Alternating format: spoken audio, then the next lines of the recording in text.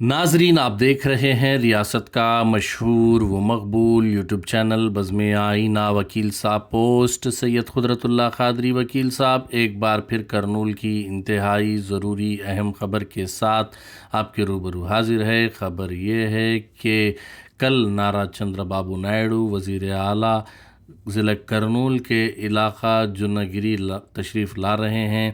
मकसद ये है कि जुन्नागिरी जो पतिकुंडा हलक़े में पड़ता है ज़िला करनूल के, वहाँ पर गोल्ड माइनिंग है, यानी वहाँ पर अक्सर ये देखने में आया है कि हीरे जवाहरात उस मिट्टी से निकलते हैं। तो बहुत सारे जियोलॉजिस्ट ये कहते थे कि वहाँ पर गोल्ड माइन है। तो जियोलॉजिस्ट के कहने के बाद वहाँ पर यानी जुन्नागिरी में गोल्ड माइन का आगाज़ करने के लिए नारा चंद्रबाबू नायडू वज़ीर आला आ रहे हैं। तो इस मौके पर बी रामैया YSRCP के स्टेट ऑफिशियल स्पोक पर्सन और साबिक मेयर करनूल ने एक प्रेस कॉन्फ्रेंस का इनेकाद किया। इस मौके पर उन्होंने इल्ज़ाम आयद किया कि तेलुगु देशम पार्टी ज़िला करनूल की तरक्की के लिए कुछ भी नहीं की है। पिछले 2 सालों से तरक्की ठप पड़ी हुई है। उन्होंने कहा कि दूसरे इलाक़ों को तरक्की दी जा रही है लेकिन ज़िला करनूल को तरक्की नहीं दी जा रही। उन्होंने ये भी कहा कि यहाँ के मुकामी रिप्रेजेंटेटिव्स जो होते हैं वो जो है मुकम्मल तौर पर उनकी तवज्जो मरकूज़ कराने में यानी उन्हें जो है बताने में नाकाम हो चुके हैं कि ज़िला करनूल की तरक्की के लिए क्या कुछ करना चाहिए। उन्होंने कहा कि जो भी वादे इंतखाबात से कबल करनूल ज़िले के लिए किए गए थे वो आज तक पूरे नहीं हुए। उन्होंने ये भी कहा कि चंद्रबाबू नायडू कभी भी अपने वादे जो है पूरा नहीं करते। मज़ीद उन्होंने बताया कि तेलुगु देशम पार्टी के दौर इक़्तिदार में तरक्की पूरी रियासत में ना के बराबर है, सिर्फ जो है फाउंडेशंस रखे जा रहे हैं। आप देखिए ये खुसूसी रिपोर्ट। सैयद कुदरतुल्लाह क़ादरी वकील साहब को दीजिए इजाज़त। अगर आप हमारे चैनल को अब तक सब्सक्राइब नहीं किए हैं तो ज़रूर सब्सक्राइब करें, लाइक करें, शेयर करें, कमेंट करें, बेल बटन दबाना ना भूलें ताकि लेटेस्ट वीडियोस आप तक बआसानी से दस्तयाब हो सके। सियासत केतरी के नाम से एक और चैनल हमारा है, यूट्यूब पर जाकर उसे ज़रूर जो है सब्सक्राइब करें और कॉफ़ी विद सैयद कुदरतुल्लाह क़ादरी ज़रूर देखें। आने वाले बहुत सारे एपिसोड्स भी बहुत काफ़ी दिलचस्प होंगे। आप देखिए ये खुसूसी रिपोर्ट। सैयद कुदरतुल्लाह क़ादरी वकील साहब को दीजिए इजाज़त। నమస్కరిస్తూ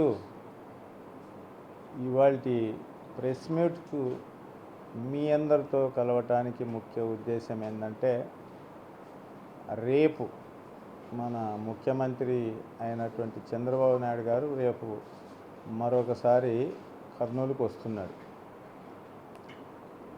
అంటే ఆయన ఏం పని చేసినా తనకు ఆదాయం ఎట్లా సమకూరుతుంది అనే ధ్యాసలే పొద్దున్న లేచిన నుంచి పని చేస్తుంటాడు. ప్రజల కొరకు పనిచేసే ముఖ్యమంత్రి కాదు. తన స్వలాభం కొరకు లేదంటే తన కావలసిన వాళ్ళ కొరకు ఆదాయం ఎట్లా సమకూర్చాలా అనేటువంటి వేటలో భాగంగా ఇట్లాంటి విజిటింగులు చేస్తుంటాడు. మీకందరికీ తెలుసు, తుగ్గిలి మండలం జొన్నగిరిలో గోల్డ్ మైన్ జరుగుతుంది. ఇది ఎప్పటి నుంచో నేషనల్ మైనింగ్ రీసెర్చ్ వాళ్ళు రీసెర్చ్ చేసి 94లో ఇక్కడ గోల్డ్ మైనింగ్ ఉంది అని చెప్పేసి వాళ్ళు డిసైడ్ చేసినటువంటి పరిస్థితి 94. కాకపోతే అప్పటి నుంచి కూడా ఆస్ట్రేలియా మెసర్స్ మైనింగ్ వాళ్ళు, ఆస్ట్రేలియా వాళ్ళు దాన్ని పరిశీలన చేసి వాళ్ళు ఆ మైనింగ్ను లీజుకు తీసుకోవటం కూడా, మైనింగ్ ఏరియా ఏదైతే ఉందో అది 70 ఎకరాలు అప్పట్లో కొని రిజిస్ట్రేషన్ చేయించుకునేటువంటి పరిస్థితి కూడా ఉంది. మైనింగ్కు ఏం కారణాల వల్ల పర్మిషన్లు రాలేదు. వాళ్ళు కూడా మైనింగ్ చేయటం వల్ల అప్పట్లో గోల్డ్ రేటు చాలా తక్కువ ఉంది కాబట్టి దాన్ని వెలికి తీసే దానికంటే వచ్చే బంగారం కంటే పెట్టే ఖర్చు ఎక్కువ ఉంటుంది అన్నట్టుగా డిలే చేయడం జరిగింది. మళ్ళీ అదే 2005 వచ్చేసరికి అదే వాళ్ళు మళ్ళీ అప్లికేషన్లు పెట్టుకోవటము, దాన్ని అప్పట్లో ఉన్నటువంటి ముఖ్యమంత్రి అయినటువంటి రాజశేఖర రెడ్డి గారు దానిలో పర్మిషన్ల గురించి పరిశీలన చేసి వెరిఫై చేస్తుండగానే ఆయన అకాల మరణం చెందటము, మళ్ళీ పెండింగ్ పడటము, ఈలోపు రాష్ట్ర విభజన, ఎక్కడ ఏ పనులు జరగకపోవటం, అంతా ఆగిపోవడం, ఇదంతా జరిగింది. అందరికీ ఇదంతా తెలిసిన విషయం జరిగింది. ఆ తర్వాత మళ్ళీ వాళ్ళు ఒకసారి పునఃపరిశీలనకు వచ్చినప్పుడు 2021లో మళ్ళీ జగన్మోహన్ రెడ్డి గారు ముఖ్యమంత్రి అయిన తర్వాత దాన్ని దగ్గర ఒక 1495 ఎకరాల్లో మైనింగ్ లీజులని క్లియర్ చేసి అన్ని రకాల పర్మిషన్లు ఇచ్చి దాన్ని ఒక పైలట్ ప్రాజెక్ట్ కింద తీసుకొని దాంట్లోనే గోల్డ్ను సుమారుగా ఒక 20 లక్షల టన్నుల మట్టిని తవ్వి ఒక 40-50 తులాలు గోల్డ్ వస్తే దాన్ని బెంగళూరు ల్యాబ్కు పంపిస్తే అక్కడ ఆ ల్యాబ్లో ఇది నాణ్యమైన గోల్డ్ అని పరిశీలన చేసి క్లియరెన్స్ ఇచ్చినటువంటి పరిస్థితి. సో ఇదంతా ఒక 320 కోట్ల ప్రాజెక్ట్ అంతా తయారైపోయింది. అన్ని రకాలుగా పర్మిషన్స్ అన్నీ జగన్మోహన్ రెడ్డి గారి టైంలో తయారైపోయినాయి. ఇక్కడ విషయం ఏంటంటే చంద్రబాబు నాయుడు గారు మొదటి నుంచి కూడా ఆయన దేన్ని మొదలు పెడితే కంప్లీట్ చేయడు, లేదంటే ఎవరో మొదలుపెట్టి కంప్లీట్ చేసిన దానికి ఈయన రిబ్బన్ కట్ చేయటమో, లేకపోతే దానికి ఒక పేరు పెట్టడమో, దానికి అంటే ఇంకా దీనికి అచ్చ తెలుగులో మన లాంగ్వేజ్లో చెప్పుకోవాలంటే ఎవరికో పుట్టిన పిల్లలను వీళ్ళు నా పిల్లలను సంకలేసుకొని తిరిగే రకం అన్నమాట చంద్రబాబు నాయుడు. ఇది మరొకసారి చాలా విషయాల్లో నిరూపితమైన ఆయన అలా చేస్తాడన్న సంగతి. ఎందుకంటే నీకు ఏ స్కీములు తీసుకున్నా పేర్లు మారుస్తాడు, ఆయన పెట్టుకుంటాడు. కొత్తది ఒకటి ఆయనకు ఆలోచన రాదు, చేయాలనేది లేదు.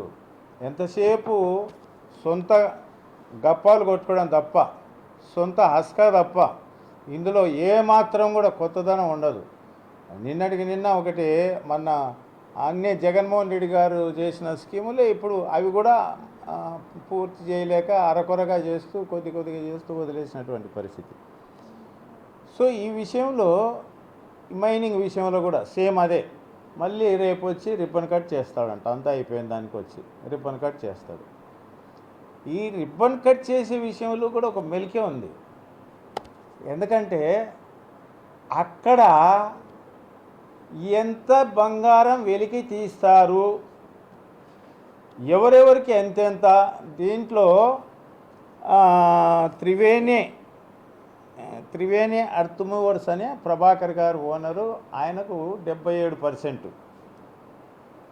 అందులో వాళ్ళు ఆస్ట్రేలియా మైనింగ్ నుంచి వీళ్ళు లీజుకు తీసుకొని వీళ్ళు వర్క్ చేస్తున్నటువంటి పరిస్థితి ప్రభాకర్ గారు. జియో మైనింగ్ మైసూర్ అనేది గోల్డ్ మైన్, అది కూడా గోల్డ్ మైనింగ్ వాళ్ళు కూడా గోల్డ్ మైనింగే చేస్తారు. వాళ్ళకు వచ్చేసి 27% దాంట్లో వాటా. సో వీళ్ళకి ఎవరెవరికి ఎంతెంత వాటాలు వస్తున్నాయని కనుక్కొని ప్రత్యక్షంగా చూసి మరి ఈయనకు రావాల్సిన కమిషన్లు ఎంత అనేది చూస్తే కదా డిమాండ్ చేయడానికి పనికి వచ్చేది. చంద్రబాబు నాయుడు విజిట్ చేస్తున్న పర్పస్ ఏంటంటే అదే అన్నమాట. అక్కడ విజిట్ చేసి ఎంత డిమాండ్ చేయొచ్చు అనేది. సో ఈ పని కొరకు వస్తూ రేపు రిబ్బన్ కటింగ్ ప్రోగ్రాం పెట్టుకున్నారు. ఈ సందర్భంగా నేను అడిగేది ఏంటంటే, ఈ సందర్భంగా ఇంకో విషయం కూడా మీకు గుర్తు చేయాలి. ఆ రోజుల్లో హెచ్ఎన్ఎస్ఎస్ కూడా ఎవరు పూర్తి చేసినారు? రాజశేఖర రెడ్డి గారు పూర్తి చేసినారు. ఈయన వచ్చి ట్యాప్ తిప్పి నేనే మొత్తం చేసినాను ఉంటాడు. అది అట్లాగే చేశా. గాలేరు నగరి అట్లాగే చేశాడు.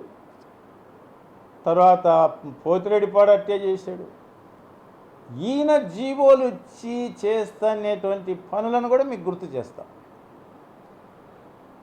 2019 జనవరిలో అంతే, ఒక నెల అటో ఇటో ఉంటుందేమో, గుండ్రేవులకు వేదావతికి రెండింటికి ఒకటేసారి జీవోలు ఇచ్చినాడు. ఏది కరెక్ట్గా ఎలక్షన్ల ముందర కోట్ల సూర్యప్రకాష్ రెడ్డి గారు పార్టీలో జాయిన్ అవ్వటం సందర్భంగా కోట్ల సూర్యప్రకాష్ రెడ్డి గారు పార్టీలో జాయిన్ అవుతున్న సందర్భంగా గుండ్రేవులకు వేదవతికి జీవోలు ఇచ్చినాడు. మరి ఇవైతే ఎవరో చేసిన దానికి నువ్వు వచ్చి శంకుస్థాపనలు చేసో, ప్రారంభోత్సవాలు చేసో, రిబ్బన్ కట్ చేసో, లేకపోతే సున్నాలు కొట్టి నీ పేరు వేసుకోవడం చేస్తున్నావు కదా. మరి అవి నువ్వే ప్రారంభిస్తేవి కదా, నువ్వే జీవోలు ఇస్తేవి కదా. ఆ రోజున శంకుస్థాపన కూడా చేసినారు, పైలా ఒక ఫౌండేషన్ స్టోన్ వేసిరి. మరి ఎందుకు మొదలు పెట్టలేకపోయినావు ఇప్పటి వరకు కూడా ఆ ప్రాజెక్టులను ఎందుకు మొదలు పెట్టలేకపోయినావు? గుండ్రేవల కావచ్చు, వేదవతి కావచ్చు. ఈయన శిలాపలకాల వేసిన దానిలకే దిక్కు లేదు, మొదలు పెట్టడు. ఆల్రెడీగా చేసి 900 కోట్ల పైగా ఖర్చు పెట్టి ఇంకొక 200 కోట్లు ఖర్చు పెడితే అయిపోయి ఒక 2.5 లక్షల ఎకరాలకు అదనంగా సాగునీరు అందించేటువంటి రాయలసీమ ఎత్తిపోతల పథకాన్ని శిష్యుని కొరకు గిఫ్ట్ ఇచ్చేసాడు. రేవంత్ రెడ్డి కొరకు గిఫ్ట్ ఇచ్చేసినటువంటి మహాగణుడు చంద్రబాబు నాయుడు. మహాగణుడు అంటే మోసం చేయటంలో, అబద్ధాలు చెప్పడంలో ఆరితేరినటువంటి వ్యక్తి, డాక్టరేట్ పొందినటువంటి వ్యక్తి చంద్రబాబు నాయుడు.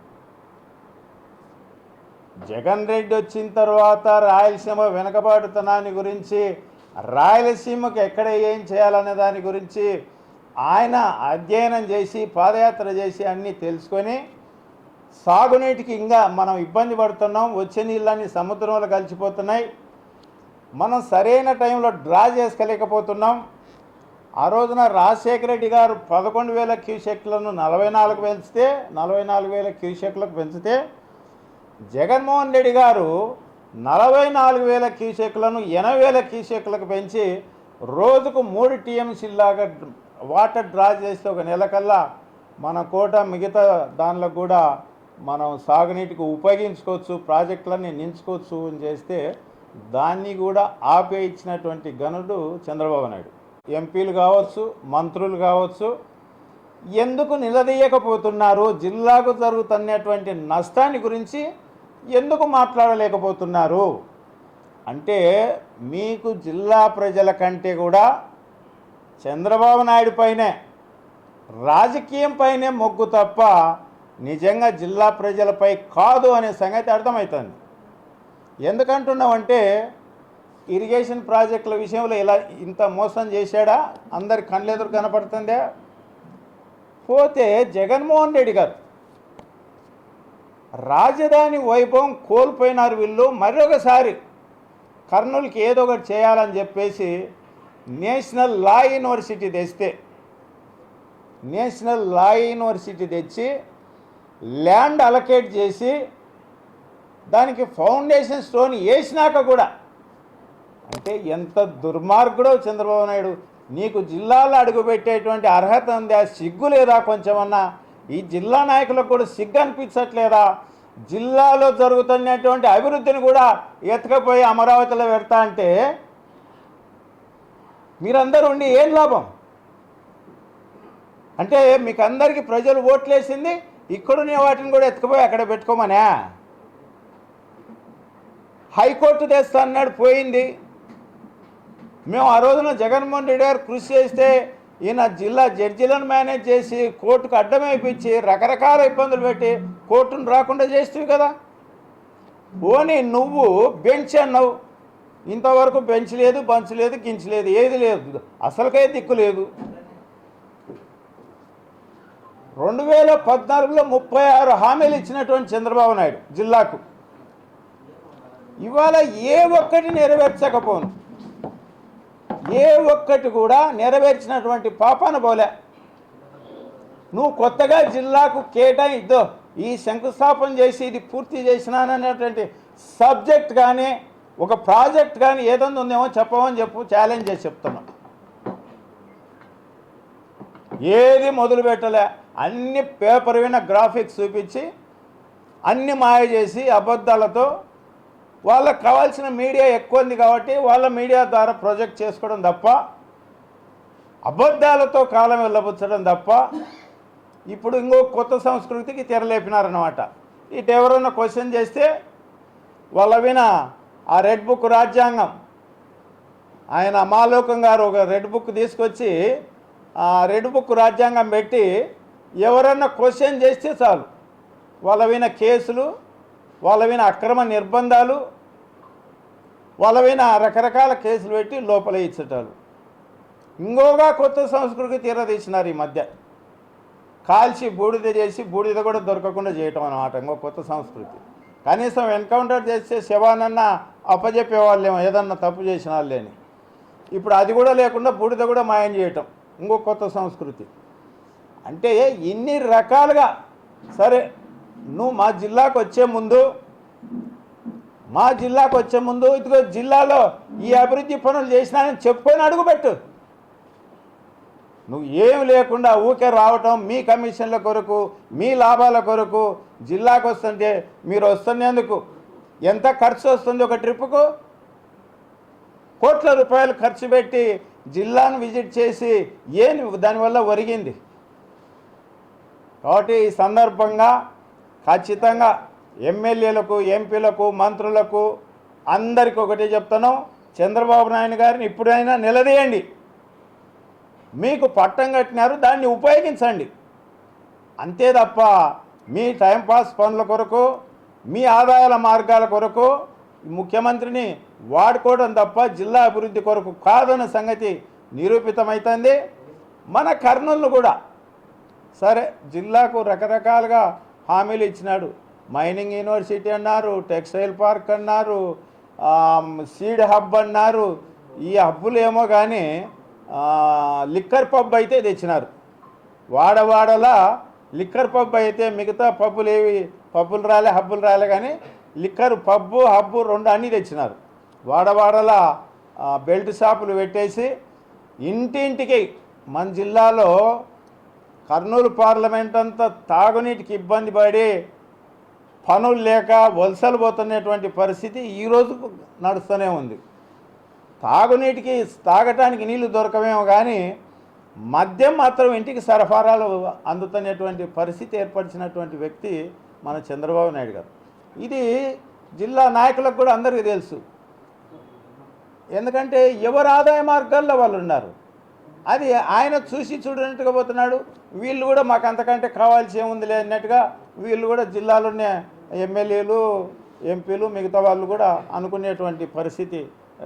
తెలుగుదేశం నాయకులందరూ కూడా, ఎందుకంటే బెల్ట్ షాపుల వల్ల ఆదాయం, ఇసుక వల్ల ఆదాయం, రేషన్ బియ్యం వల్ల ఆదాయం, మైనింగ్ వల్ల ఆదాయం, ఇట్లా రకరకాలుగా ఏ దాన్ని వదిలిపెట్టకుండా చివరికి ల్యాండ్ కబ్జాలు రోజు వాళ్ళే బయటేసుకునేటువంటి పరిస్థితి ఉంది, ఒకరికొకరు తట్టుకలేక. కాబట్టి రేపు వచ్చే ముందు కనీసం జిల్లాకి ఇవి చేసినాను అని చంద్రబాబు నాయుడికి సూటిగా క్వశ్చన్ చేస్తున్నాం. జిల్లా అభివృద్ధి కొరకు ఇది చేసినానని చెప్పుకొని అడుగు పెట్టాలన్న సంగతి మీ ద్వారా తెలియజేస్తున్నాం.